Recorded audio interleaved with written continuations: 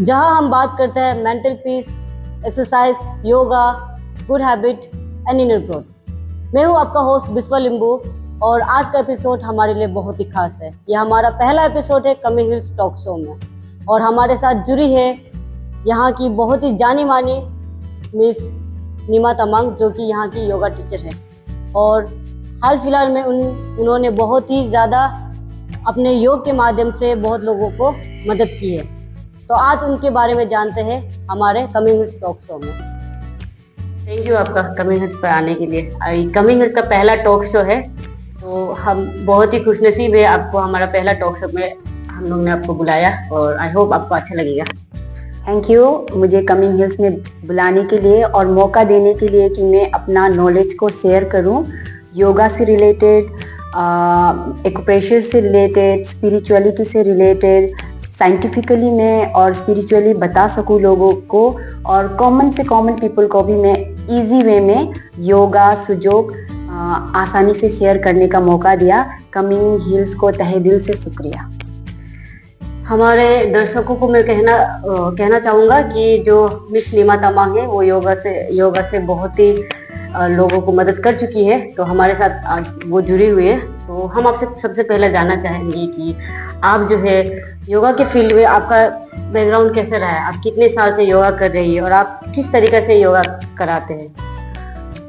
जब मैं 20 इयर्स पहले से ही मैं जब योगा करती थी तब मेरे लिए वो योगा अलग था। मतलब मैं सिर्फ आसनास करती थी, एक्सरसाइज जो अभी जो लोग दिखाते हैं तो वो करती थी, तो सोचती थी कि वही मेरे लिए योगा है। लेकिन अब 5 साल पहले से जाना कि रियल योग क्या है, तो तब से मैंने अपना जर्नी शुरू किया।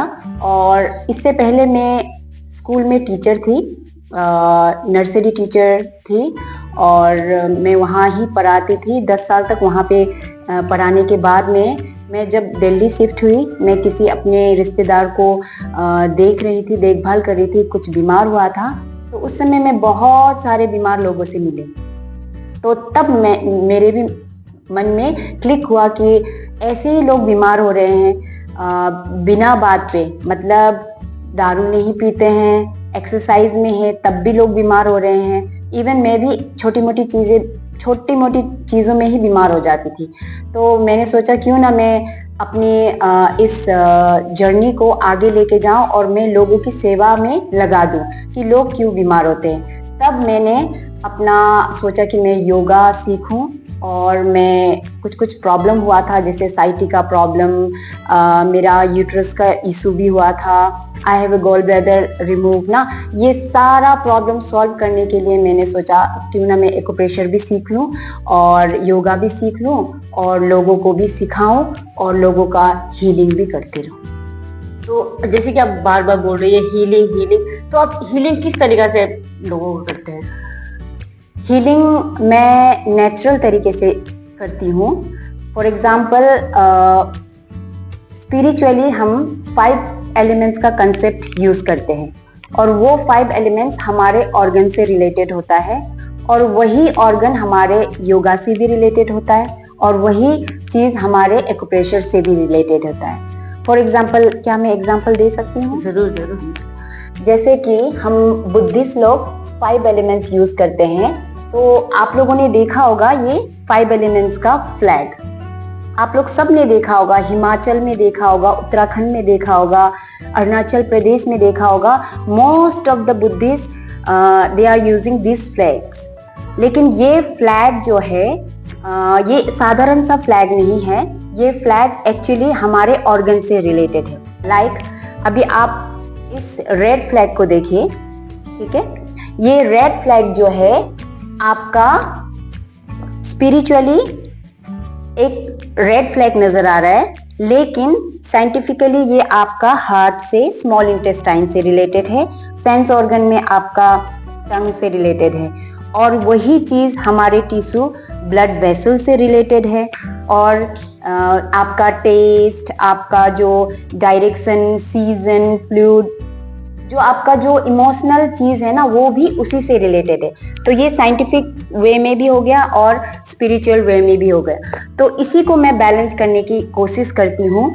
तो इसी से रिलेटेड मैंने देखा है कि उनको बहुत सारी बीमारियां होती है, जैसे कि सिम्टम्स लाइक हार्ट अटैक का सिम्टम्स ना, और पल्पिटेशन बहुत ज़्यादा होना, हाई बीपी होना। तो वो चीज़ को मैंने जानने की कोशिश की, उसको अंदर से मतलब एक एक करके सीखने की कोशिश की, लोगों को मेरे पास में हीलिंग के लिए बुलाया। और इसमें और एक प्लस पॉइंट है, आपका जो डेट ऑफ बर्थ है वो बहुत मायने रखता है। जैसे कि आपने बोला 5 एलिमेंट्स, ये 5 एलिमेंट्स क्या है? जैसे आपने एक एग्जांपल दिया फायर, बट इसके बाद ये बाकी जो 5 एलिमेंट्स है वो क्या क्या है और किस तरीका से ये हमारे डेट ऑफ बर्थ से रिलेटेड है? यस, अभी जैसे कि आप लोग अभी बुद्धिस्ट का तो 5 एलिमेंट्स में आपका एयर की जगह में वुड आ गया बुद्धिस्ट का, ठीक है, एंड स्पेस की जगह में मेटल आयरन आ गया। बाकी अर्थ फायर वाटर सेम रहता है आयुर्वेद में। तो सेम चीज हम बुद्धिस्ट में भी, जो कि चाइनीज मेडिसिन करके यूज करते हैं, उसमें भी सेम ही आता है। तो उसी को हम लेकर अपने आप को या दूसरों को हील करने की कोशिश करते हैं। तो आप ये कहना चाहते हैं कि जो बुद्धिस्ट है और आयुर्वेदिक है वो सेम है, और Yes. चाइनीज मेडिसिन भी। यस, तो कैसे ये लोग एक दूसरे से कोरिलेट है? क्योंकि जो चाइनीज मेडिसिन है वो भी सेम कंसेप्ट यूज करते हैं एंड आयुर्वेद भी सेम कंसेप्ट यूज करते हैं। फॉर एग्जाम्पल, आयुर्वेद के हिसाब से हम जो आपका जो 5 तत्व है, water, air, fire, earth, space, ठीक है, उसका ऑर्गन है यूरिनरी, वाटर का ऑर्गन है urinary bladder and kidney, air का ऑर्गन है gall bladder and liver, fire का ऑर्गन है heart and small intestine, earth का ऑर्गन है spleen and stomach, and space का ऑर्गन है lungs and large intestine. Same चीज चाइनीज मेडिसिन हो या बुद्धिस्ट हो, उसमें फायर का ऑर्गन है heart and small intestine, earth का ऑर्गन है spleen and stomach, and water का ऑर्गन है lungs and large intestine, water का ऑर्गन है kidney and urinary bladder, would का ऑर्गन है लीवर एंड गॉल ब्लैडर। बस फर्क इतना है कि मेटल, जो चाइनीज मेडिसिन में जो मेटल यूज होती है, आयुर्वेद में स्पेस एंड वुड की जगह एयर। तो अगर आप 5 एलिमेंट्स की बातें करते हैं ना, तो ये 5 एलिमेंट्स हम लोग के शरीर को और हमारे डेट ऑफ बर्थ से, हमारे जैसे आपने बोला कि 5 एलिमेंट्स हमारे ऑर्गन से रिलेटेड है, तो किस तरीका से रिलेटेड है और मतलब क्या होगा अगर ये 5 एलिमेंट्स बिगड़ जाता है हम लोगों का और हमारे डेट ऑफ बर्थ, मैन आपने जो डेट ऑफ बर्थ बहुत इंपॉर्टेंट है बोला, आखिर हम लोग का डेट ऑफ बर्थ क्यों इतना इंपॉर्टेंट है? Okay, can you tell me your date of birth? Mine 4/11/2001 2001 4/11 4/11 मतलब 4 नवंबर 2001। आप ध्यान से देखिए क्या है, ईयर में कौन सा है? आयरन, मंथ में वाटर, हाँ फायर। हाँ, तो आप लोग सब भी देख सकते हो, ये आयरन है, आयरन मीन्स मेटल, ठीक है, एंड वाटर, ठीक है, एंड फायर। तो फायर में कौन सा ऑर्गन हुआ? फायर में heart and small intestine. Okay, water में कौन सा ऑर्गन हुआ? Kidney and gall bladder. Yes, and iron में कौन सा हुआ? Iron means metal, lungs and large intestine. Yes. तो आपको अपना एनर्जी को इस तरीके से बैलेंस करना है कि आपको मेटल को बैलेंस करना है। तो मेटल को बैलेंस करने के लिए आपको लंग्स और लार्ज इंटेस्टाइन को बैलेंस करना है, ठीक है, एंड फायर को बैलेंस करने के लिए आपको हार्ट और स्मॉल इंटेस्टाइन को बैलेंस करना है, एंड वाटर को बैलेंस करने के लिए किडनी एंड यूरिनरी ब्लैडर। अगर ये अभी आपको समझ में नहीं आ रहा होगा कि क्या है, तो आप ये समझ जाइए कि इन सब को ये चीज बैलेंस करेंगे। किस तरीके से? अगर आपके शरीर में, अभी आपके शरीर में कौन सी चीज की कमी है, कौन सा एलिमेंट नहीं है? Earth and wood. Yes, earth element नहीं है एंड वुड एलिमेंट नहीं है। वुड का connection liver and gall bladder से है, तो इसमें आपको लिवर और गॉल ब्लैडर को हेल्दी बनाने के लिए आपको एक्सरसाइज करना जरूरी है। एंड अर्थ एलिमेंट को बैलेंस करने के लिए आपकी बॉडी ज्यादा एसिडिक है या एल्कलाइन है, उस चीज को बैलेंस करना जरूरी है। अगर मुझे कुछ किडनी से रिलेटेड प्रॉब्लम हो गया तो मैं किस तरीके से बैलेंस करूं? अगर किडनी से रिलेटेड आपको कुछ भी प्रॉब्लम हुई, तो अभी जैसे कि आपका वाटर एलिमेंट है ना। अब योगा में एक पोजेस है वज्रासन, जो योगा है, योगा का जब हम इस्तेमाल करेंगे तो आप वज्रासन में बैठ सकते हो। वज्रासन जब बैठोगे आपका यूरिनरी ब्लैडर का मेरिडियन दबता है एक्यूप्रेशर के अकॉर्डिंग, ठीक है, और आगे का स्टमक मेरिडियन दबता है। फॉर एग्जांपल यूरिनरी ब्लैडर, तो अगर आप वज्रासन में बैठोगे तो आपका यूरिनरी ब्लैडर दबेगा, जो पीछे वाला पॉइंट है ना। और दूसरा, अभी डे टू डे लाइफ में जितनी भी औरतें हैं स्टैंडिंग पोजीशन में खाना बनाते हैं, स्टैंडिंग पोजीशन में सब्जी काटते हैं, और खाना जो खाते हैं वो भी सिटिंग पोजीशन में नहीं खाते, वो चेयर में बैठ के खाते हैं। तो यूरिनरी ब्लैडर का पॉइंट्स दबा कहाँ? नहीं दबा। तो मैं उन लोगों को बोलूँगी सिंपल वे में कि आप लोग अगर योगा नहीं करना चाहते हो तो थोड़ा सा सिटिंग पोजीशन कर लेना, मलासन कर लेना, वज्रासन में बैठ जाना, मंडूकासन कर लेना। तो योगा को इस तरीके से इस्तेमाल करती हूँ। दूसरा, स्पिरिचुअली मैं, जैसे कि फुल मून, न्यू मून आता है, तो उस समय में हमारी एनर्जी, जो वाटर वाली एनर्जी है, बहुत हाई हो जाती है, इसीलिए उस समय में high tide and low tide हो जाती है। तब मैं बोलूँगी कि आपको वाटर वाला बैलेंस करना होगा। किस तरीके से बैलेंस? या तो फिर वाटर को थोड़ा कम पीजिए, या शाम के समय में आप पानी को थोड़ा कम लीजिए जितना हो सके, या तो फिर फास्टिंग रखने की कोशिश कीजिए, इस तरीके से। तो अगर हम जो है कोई भी हमें डिजीज होती है या कोई भी बीमारियां हमारे शरीर को होती है, तो क्या आपका जो ये मेथड है, चाहे वो योगा से रिलेटेड, चाहे वो आपने जैसे बोला फास्टिंग वगैरह से रिलेटेड है, तो क्या ये सब करके वो डिजीज क्योर हो सकता है? ऑफ कोर्स, पहले जब हमारे जितने भी हॉस्पिटल्स नहीं थे, जितने भी वो मतलब बहुत सारा, अभी तो बहुत सारा अच्छी अच्छी चीज़ें निकल गई है, तब लोग किस तरीके से हील करते थे, उसी तरीके से हील करते थे। जैसे कि मेरी दादी या आपका भी कोई दादी रह सकता है ना, तो वो क्या क्या करते थे पहले? उन लोग स्टैंडिंग पोजीशन में नहीं करते थे, उनको योगा जाने की जरूरत नहीं पड़ती थी। वो क्या करते थे? योगा के पोजीशन में खाना बनाते थे, योगा के पोजीशन में पूजा करते थे। अभी सिंपली आप मुस्लिम्स लोगों को देख लीजिए, जो नमाज पढ़ते हैं वो किस तरीके से पढ़ते हैं? बैठकर। यस, वज्रासन में बैठकर। आप जितने भी मुस्लिम को पूछिए कि आप लोग कौन से पोजीशन में नमाज पढ़ते हो, उन लोग कभी भी चेयर में बैठ के नमाज नहीं पढ़ेंगे। जितना भी घुटना दर्द हो वो नीचे ही बैठकर नमाज पढ़ेंगे। क्यों? क्योंकि उससे उनका साइंटिफिक वे में भी एक मतलब स्टमक मेरिडियन और यूरिनरी ब्लैडर दब रहा है, और स्पिरिचुअली भी हमें सिखा रहे हैं कि आप स्पिरिचुअली ये आसन कीजिए तो आपका सारा बैलेंस हो जाएगा, उस तरीके से। एंड दूसरी बात, जो मैं एक्यूप्रेशर करती हूँ, तो मैं जैसे कि कोई बहुत बीमार है, वो वज्रासन नहीं कर सकते हैं, तो अभी कोई पैरालाइज होते हैं, वो वज्रासन तो नहीं कर सकते, तो मैं जो भी मेरे पास में योगा सीखने के लिए आती है, तो मैं उनको बोलती हूँ कि आप घर वालों को मालिश कीजिए। कौन सा पॉइंट में?